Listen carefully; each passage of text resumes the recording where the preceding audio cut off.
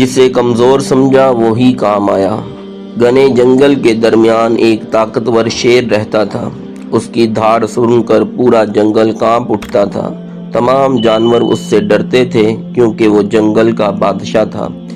ایک دوپہر شیر شکار کرنے کے بعد ایک بڑے درخت کے نیچے آرام کر رہا تھا۔ ٹھنڈی ہوا چل رہی تھی اور شیر گہری نیند سو گیا۔ اسی دوران ایک چھوٹا سا چوہا کھیلتے کھیلتے وہاں پہنچ گیا۔ وہ ادھر ادھر دوڑ رہا تھا اور اچانک شیر کے جسم پر چڑھ گیا۔ شیر کی آنکھ فوراً کھل گئی۔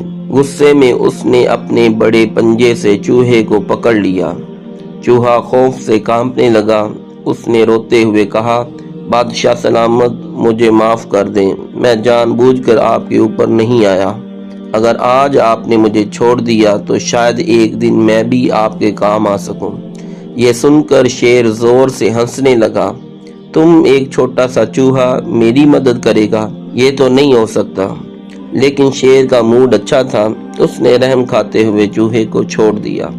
چوہا خوشی خوشی وہاں سے بھاگ گیا۔ کچھ دن گزر گئے۔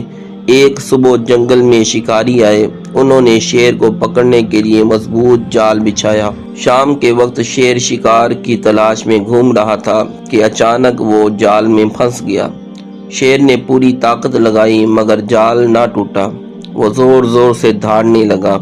اس کی آواز پورے جنگل میں گونجنے لگی۔ وہی چھوٹا چوہا بھی قریب ہی موجود تھا۔ جیسے ہی اس نے شیر کی آواز سنی، فوراً دوڑتا ہوا وہاں پہنچا۔ چوہے نے دیکھا کہ طاقتور شیر بے بس ہو کر جال میں پھنسا ہوا ہے۔ اس نے فوراً کہا، بادشاہ سلامت، فکر نہ کریں، میں ابھی آپ کو آزاد کرتا ہوں۔ شیر حیران رہ گیا۔ جسے وہ کبھی کمزور سمجھتا تھا، آج وہی اس کی مدد کے لیے آیا تھا۔ چوہا فوراً جال کی موٹی رسیاں اپنے تیز دانتوں سے کاٹنے لگا اور وہ مسلسل محنت کرتا رہا اور کچھ ہی دیر بعد جال ٹوٹ گیا۔ شیر آزاد ہو چکا تھا۔ شیر نے محبت سے چوہے کو دیکھا اور کہا، آج مجھے سمجھ آیا کہ دنیا میں کوئی بھی کمزور نہیں ہوتا، ہر کسی کی اپنی اہمیت ہوتی ہے۔ چوہا مسکرایا اور دونوں جنگل کی طرف چل دیے۔ اس کہانی سے ہمیں یہ سبق ملتا ہے، کبھی کسی کو کمزور یا حقیر نہ سمجھو، چھوٹا انسان بڑے وقت میں کام آ سکتا ہے۔ ویڈیو کو لائک کر دیں، چینل کو سبسکرائب کر دیں۔ ویڈیو دیکھنے کا بہت شکریہ۔